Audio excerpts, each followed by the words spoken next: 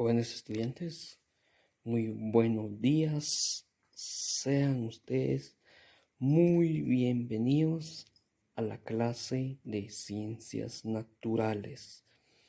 Hoy precisamente nos toca ver el tema procesos de reproducción humana.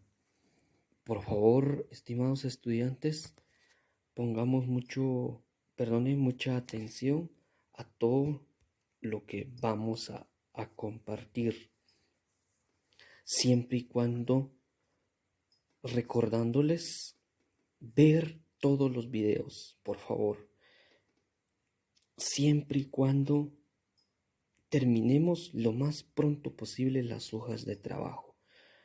Ya tenemos la hoja de trabajo número 1 y como también la hoja de trabajo número 2. Muchos de ustedes me preguntan si tienen que copiar literalmente el video. No tienen que copiar nada, jóvenes, por favor. Es simplemente para que ustedes resuelven las hojas o las actividades que se les pide en las hojas de trabajo. Por eso es el motivo que hacemos los videos, que se envía el material, ya sea las diapositivas o en PDF. Entonces, jóvenes, por favor, escuchemos las instrucciones, leamos las instrucciones antes de realizar cualquier actividad. Al final de este video se va a dejar una guía de trabajo, el cual ustedes deben de realizarla, de contestarla, resolverla, para tenerlas ahí a la mano cualquier momento cuando vamos a revisarlas. Por favor, jóvenes. Entonces, empecemos con el tema de hoy, el cual es de mucha importancia en este curso, ¿verdad? Empecemos, jóvenes. Reproducción humana. Ok, vamos a hablar un poco de lo que es el tema de la sexualidad, ¿sí? Y los cambios que seguramente cada uno de ustedes han comenzado a vivir, ¿sí? A pasar de esa etapa de ser niño a ser adolescente. Ese proceso en el que todos los seres humanos pues vivimos durante nuestro ciclo de vida.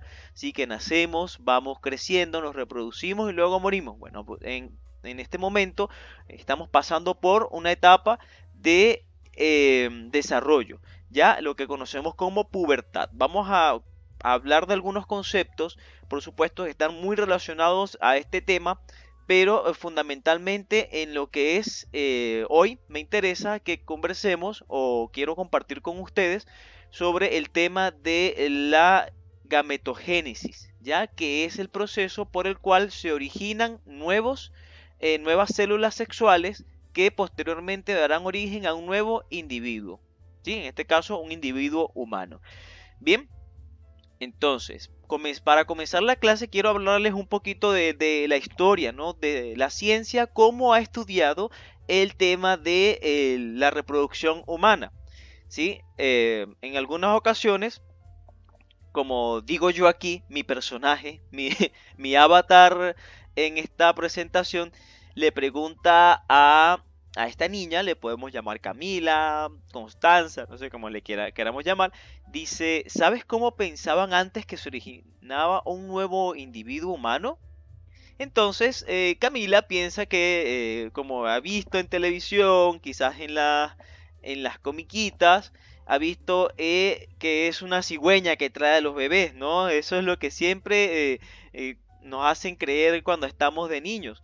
Pero bueno, básicamente eso no es lo que ocurre. Pero fíjense una cosa, esto creía a Camila, pero habían científicos o personas ya adultas hace muchísimos años, incluso antes de Cristo, que tenían algunos pensamientos bastante extraños de cómo se originaba un individuo. Sí, eso lo vamos a ver en esta presentación. Por ejemplo, este señor, el primero, ¿ya? Que tenemos aquí. Veamos. Este señor, Aristóteles, ¿ya? Él decía. Alejamos un poquito la presentación. Ok, ahí está. Aristóteles, por ejemplo, decía que un ser en gestación proviene de la sangre menstrual y el semen. Ya, por ejemplo, él ya tenía una idea de que en estos fluidos humanos, ¿sí? Tanto femenino como masculino, pudiera estar relacionados al tema de la reproducción humana. ¿Ya? Esto fue en el año 350 antes de Cristo. Y fíjense ustedes la cantidad de años atrás que sucedió, que ya se creía, por ejemplo, este señor, naturalista, filósofo, muy importante en su época, creía esto, ¿no? Ya pensaba que los fluidos corporales, como por ejemplo el semen, en el caso del hombre, estaban relacionados a la reproducción del individuo humano, ¿sí? Algo había en el semen del hombre que daba origen posteriormente a un nuevo individuo, ¿sí? En base a eso surgieron otras ideas, como por ejemplo este señor llamado Nicolás Hartzocker en el año 1697. Él decía que en el espermatozoide habita un humano en miniatura, escuchen esto, en miniatura, que aumenta de tamaño al depositarse en la mujer. Entonces él pensaba que en la célula sexual masculina, ¿sí? Que es el espermatozoide, dentro había un humano chiquitito, como vemos en esta imagen aquí. Vamos a ver si la puedo acercar un poquito para que la vean mejor. Ahí está. Sí, entonces él pensaba que en la cabeza del espermatozoide, sí, se alojaba un humano sentadito así en cuclillas, en miniatura, que cuando llegaba o entraba en el cuerpo de la mujer, se aumentaba de tamaño, se desarrollaba, ¿no? Hasta dar origen a un bebé, a un nuevo individuo. Entonces, eso se creía o creía Nicolás Hartzocker en el año 1697. Por otra parte, hubo otro señor llamado Regnier de Graaf, ¿sí? En el año 1672, quien pensó que el individuo diminuto se alojaba pero en el óvulo de la mujer, ¿sí? A estas dos teorías se les conoció como preformismo. Entonces, ¿en qué consiste el preformismo? El preformismo son aquellas teorías que indicaban que los seres vivos, ¿sí? En el caso de hombre o mujer, había un individuo diminuto, chiquitito, que estaba en las células reproductoras y que luego cuando llegaba a la mujer, este se desarrollaba, ¿sí? Se desarrollaba y luego nacía. Esto se conoce como preformismo. Obviamente, posteriormente a los estudios científicos se demostró que esto pues no es así, ¿ya? Que no existe ningún individuo diminuto ni en el hombre ni en la mujer, ¿sí? Porque ahí se conoció, por ejemplo, la presencia de óvulos, espermatozoides, se conoció que ellos posteriormente se unían y eso daba origen a una nueva célula y esa nueva célula originaba un nuevo individuo, un nuevo individuo humano, ¿no? En el caso de nosotros los humanos. Bien, chiquillos, ahora, ¿cómo se forman esas células sexuales? ¿Cómo se forman los óvulos y los espermatozoides? Se forman a partir de un proceso llamado gametogénesis. Sí, la palabra gameto significa células sexuales, para que lo tengamos claro. ¿Sí? Decir gametos es lo mismo a decir células sexuales. ¿Ya? Entonces, ¿qué es la gametogénesis? La gametogénesis es la formación de gametos o células sexuales a partir de células germinales. Bien, entonces cuando hablamos gameto es células sexuales, génesis es formación, inicio, comienzo. Por eso que la Biblia, por ejemplo, su primer libro, el primer libro de la Biblia es el Génesis, ¿cierto? Porque habla del inicio de todo. Bueno, así cuando hablamos de Génesis, Génesis es un comienzo. Entonces la gametogénesis es el inicio o el comienzo de una célula sexual, ¿sí? Y estas se originan a partir de dos procesos, que son la ovogénesis y la espermatogénesis. La ovogénesis origina células sexuales femeninas, los conocidos como óvulos u ovocitos, mientras que la espermatogénesis genera células sexuales masculinas, ¿sí? O también llamados espermatozoides, que se originan a partir de unas células germinales que ya están presentes desde el momento del nacimiento, tanto en el hombre como en la mujer. Bien, vamos entonces a definir cada una de esos procesos. Vamos a hablar primero de la ovogénesis. Bien, ¿qué es la ovogénesis? Como les comentaba, la ovogénesis es el proceso de originar células sexuales femeninas. Por eso la chiquilla aquí. Bien, es el proceso para dar origen a una célula sexual femenina o un gameto femenino como el óvulo.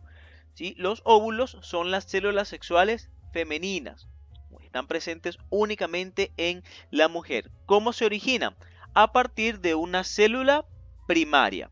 ¿Sí? Esa célula primaria se le conoce como oocito primario. Estas células ya se encuentran en los ovarios de la mujer. Los ovarios son los sitios donde se originan los óvulos, ¿ya? Y estas células están allí, se les conoce como oocito primario. Luego, ese oocito inicia un proceso de multiplicación celular. ¿Qué quiere decir? Que dentro de esta célula comienzan a ocurrir ciertos procesos que hacen que este oocito primario se multiplique en dos, ¿sí? Y origina dos células, como vemos aquí. Estas dos células, una de ellas se conoce como oocito secundario y la otra se le llama cuerpo polar o primer cuerpo polar. ¿Sí? ¿Cuál es la diferencia entre las dos? Entre el oocito secundario y el cuerpo polar. El oocito secundario va a dar origen a un óvulo, ¿sí? Que es la célula sexual. Y además de un óvulo va a dar origen a un cuerpo polar. Mientras que el cuerpo polar va a dar origen a dos cuerpos polares. A la final, si nos damos cuenta, a partir de una célula, un oocito primario, se van a originar 4 células, ¿sí? Pero de esas 4 células, solamente una va a convertirse en óvulo. Las otras se van a convertir en llamados cuerpos polares, que también son importantes, aunque no dan origen a óvulos, son importantes porque sirven de alimento para el óvulo que sí logró desarrollarse. Que lo ayuda a él en procesos como, por ejemplo, le sirven de alimento o de sustento para él poder mantenerse vivo hasta que es fecundado por un espermatozoide. Entonces, como dice aquí, se originan dos células, de las cuales una de ellas se duplicará para originar posteriormente un óvulo fértil. Y esto ocurre en esta segunda etapa conocida como oocito secundario. Bien, entonces repasamos rápidamente. La ovogénesis es el proceso para originar las células sexuales femeninas u óvulos.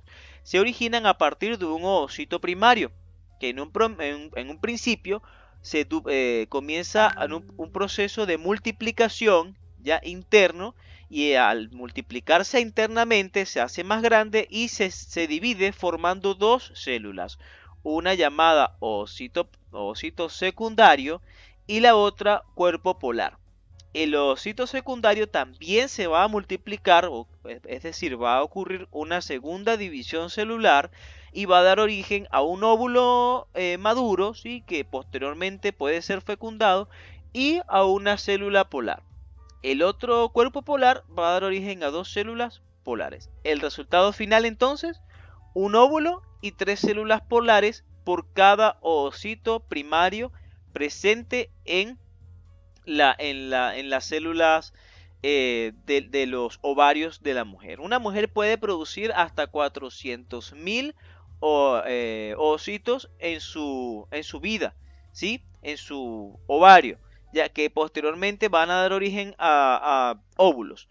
Entonces, esto es importante que lo conozcamos. Posteriormente, entonces, vamos a tener 400.000 óvulos, es decir, una mujer va a tener en su ovario 400.000 óvulos durante toda su vida, que pueden ser capaces de ser fecundados. Obviamente no todos los 400.000 son fecundados, porque imagínense, 400.000 óvulos pudiera significar tener 400.000 hijos, ¿no? Entonces es imposible eso, porque mensualmente la mujer, durante su proceso de menstruación, ella libera los óvulos que no son fecundados, ¿sí? Y este proceso ocurre al inicio de la adolescencia, comenzando en algunas niñas les comienza a los 9 años, otras a los 12 años, incluso hasta los 14 años, dependiendo el cuerpo de la mujer.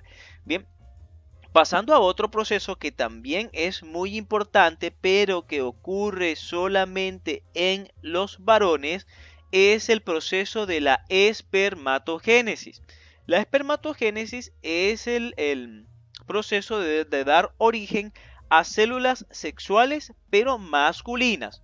Es decir, espermatogénesis significa dar origen a espermatozoides, que son los gametos masculinos. ¿Cómo se originan entonces los espermatozoides? Bien, resulta que en nuestros testículos, en el caso de nosotros los varones, tenemos unas células llamadas espermatogonios. ¿Ya? Los espermatogonios a su vez forman o originan unas células llamadas espermatocitos primarios. Estos espermatocitos, es decir, un espermatocito, es una célula que va a dar origen posteriormente, si nos damos cuenta, ella se multiplica y va a dar origen a 4 espermatozoides, ¿sí? De una célula llamada espermatocito primario salen 4 células espermatozoides, es decir, que se convierten en espermatozoides. ¿Cómo ocurre ese proceso? Bien, resulta que suceden 2 divisiones celulares sucesivas. ¿Qué quiere decir? La célula se divide 2 veces. Y aquí lo podemos observar. En una primera división, el espermatocito primario se divide en 2 células, ¿ya? Y estas 2 células se conocen como espermatocitos secundarios. Luego estas 2 células se dividen, ¿sí? Y van a dar origen a 4 células llamadas espermátidas. Estas espermátidas posteriormente van a comenzar un proceso de maduración. Y como vemos aquí, las espermátidas maduran, van a comenzar con un proceso de maduración y se van a convertir cada una de ellas en un espermatozoide. Y los espermatozoides son las células que fecundan a los óvulos. Bien, si nos damos cuenta, a diferencia de la ovogénesis solamente produce un óvulo. La espermatogénesis produce 4 espermatozoides, ¿ya? Y esto ocurre diariamente en nuestro cuerpo. Se están produciendo espermatozoides, ¿ya? Obviamente no, los espermatozoides que no logran fecundar un óvulo posteriormente mueren. No están allí toda la vida dando vueltas en el testículo humano, ¿no? Ellos se encuentran allí hasta a cierto periodo y si no logran fecundar un óvulo, entonces ellos mueren. Bien, entonces, repasando este proceso, recordemos que la espermatogénesis es el proceso de dar origen a los espermatozoides, ¿ya? Y se originan a partir de 2 divisiones. En una primera división de un espermatocito primario se originan 2 espermatocitos secundarios. Esos 2 espermatocitos secundarios se vuelven a dividir en un segundo proceso de meiosis. La meiosis es un tipo de división celular y origina 4 células llamadas espermátidas que posteriormente maduran para convertirse en 4 espermatozoides. Ya. Ahora hablemos de lo que es el aparato reproductor femenino y aparato reproductor masculino. Comencemos con el aparato reproductor femenino. Él es mucho más complejo, ¿cierto? Pero vamos a mencionar cuáles son las partes más importantes que tiene el aparato reproductor femenino. Bien, comenzamos de abajo hacia arriba. Obviamente comenzamos por la vagina, ¿sí? La vagina es digamos, el espacio, ¿sí? Es la cavidad, es la cámara por donde ingresan los espermatozoides al momento de la copulación, del coito. Ya el coito es el proceso de la relación sexual en sí entre hombre y mujer, ¿sí? La penetración, por llamarlo de alguna forma, eso es el coito. ¿Sí? Y en ese momento, cuando ocurre la liberación del líquido seminal, del semen, dentro de la vagina, ¿sí? Ese líquido queda allí en lo que se conoce como el canal vaginal. ¿Ya? Luego los espermatozoides que están dentro de ese semen van a comenzar su viaje, ¿ya?, hacia el interior del aparato reproductor femenino, pasando por este túnel, este puente, ¿no?, llamado cuello uterino. ¿Sí? Entonces ellos comienzan ese viaje para poder buscar dentro del útero de la mujer dónde está ese óvulo que puede ser fecundado. Muy bien, entonces hablamos del útero. El útero viene siendo esa cámara, ese espacio, ¿sí?, donde por lo general la mujer en su proceso de ovulación tiene a ese óvulo listo y preparado para ser fecundado. Luego que el óvulo es fecundado, ¿sí?, él se va a pegar, por llamarlo de alguna forma, siendo un poco más tradicionales, ¿no? Él se va a adherir o se va a pegar a las paredes del útero y es allí donde se va a desarrollar y ese nuevo individuo se va a comenzar a formar en el proceso de fecundación y desarrollo. ¿Sí? Por eso el útero es una parte muy importante porque es allí donde ocurre el proceso de desarrollo del individuo. Ahora, ¿qué pasa si un óvulo no llega a ser fecundado? Ellos, como les digo, se encuentran por lo general en el útero. ¿Sí? Las paredes del útero están formadas por unos tejidos, ¿sí?, que ellos constantemente se van renovando. Entonces, si un óvulo no llega a ser fecundado por ningún espermatozoide, ¿sí?, él se retira, digamos, o es expulsado a través de la menstruación. ¿Y qué es la menstruación? Más adelante lo vamos a ver con detalle, pero la menstruación es el proceso en donde se desprende tejido de las paredes del útero de la mujer, ¿sí? Y ese desprendimiento obviamente produce sangrado, que es el sangrado que tienen las mujeres durante su proceso de menstruación. ¿Ok? Entonces, hablando un poco más de la aparato reproductor femenino, tenemos las trompas de falopio, ¿sí?, que vienen siendo esos canales que conectan con los ovarios. Los ovarios son los sitios donde ocurre la ovogénesis, es decir, donde están los ovocitos primarios, donde se originan los óvulos. Luego que los óvulos están listos, están maduros, son expulsados y ellos comienzan su viaje por las trompas de falopio. Es más, los espermatozoides pueden tener hasta la capacidad de llegar incluso hasta las trompas de falopio, ¿sí?, en su búsqueda del óvulo, en su encuentro allí con el óvulo. Bien, entonces estas son las principales partes del aparato interno reproductor femenino. Ahora vamos con el aparato reproductor masculino. El aparato reproductor masculino es un poquito más complejo, tiene un poco más de estructuras internas, ¿sí?, que las vamos a ir viendo con detalle en este momento. ¿Ok? Si comenzamos de arriba hacia abajo, tenemos la vesícula seminal, ¿sí?, que es una glándula encargada de producir el semen, ese fluido blanquecino, ¿sí?, que generamos los hombres y que expulsamos a través de la eyaculación, se genera en la vesícula seminal. Por otro lado tenemos la vejiga, ¿sí? La vejiga es la encargada de originar y de contener la orina, ¿sí?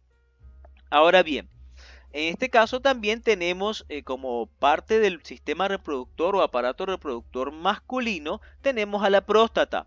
Ya la próstata también es una glándula, es un órgano responsable de producir el líquido seminal. Ya además del líquido además del semen, ¿sí?, de otros fluidos que se mezclan allí dentro de ese mismo líquido son producidos en la próstata. Por otra parte tenemos al conducto deferente. Bien, el conducto deferente es el responsable de conectar los testículos, que es donde se producen los espermatozoides, ¿sí?, conectarlos y llevarlos hacia la vesícula seminal, que es donde se encuentra el semen. Como sabemos, los espermatozoides, las células sexuales, se encuentran en el semen, en el líquido. Entonces tienen que viajar desde el testículo hasta la vesícula seminal para que puedan ser expulsados a través del semen. Por lo tanto, es ese puente, esa vía, esa autopista por donde circulan los espermatozoides, se conoce como conducto deferente y permite conectar al testículo con la vesícula seminal. ¿sí? Ese líquido donde allí ese es el semen que posteriormente es expulsado. Entonces, además del testículo está otro órgano, me parece que no lo veo por aquí, ¿sí? Pero que se llama epidídimo, que es esta glándula que está encima del testículo. Me parece que no está señalada, pero se las voy a mencionar. El epidídimo es esto que vemos aquí. Ya voy a acercar un poquito más la imagen. Aquí está el epidídimo. Y su función es que luego que los testículos se originan, sirve como para almacenarlos. Ellos están allí resguardaditos y de aquí pasan por el conducto deferente hacia la vesícula seminal. Bien, por otra parte tenemos por supuesto el escroto, que es la bolsita que protege nuestros testículos. Está el pene, ¿sí? como órgano reproductor masculino, sí, que también tiene una estructura un poco compleja. Y internamente dentro del pene, ¿sí? de este órgano cilíndrico, está la uretra, que es un canal, ¿sí? es una especie de canal por donde circulan tanto la orina como el semen. Entonces, la uretra, por ejemplo, tiene, digamos, dos conexiones. ¿Sí? Está conectada a la vejiga porque por allí mismo también sale la orina y está conectada con la vesícula seminal para que por allí mismo también salga el semen. Entonces, en este caso tenemos que ese es el conducto por donde circulan estos dos fluidos, en el caso del varón. ¿Ya? Entonces tenemos esa estructura que también es bastante relevante dentro del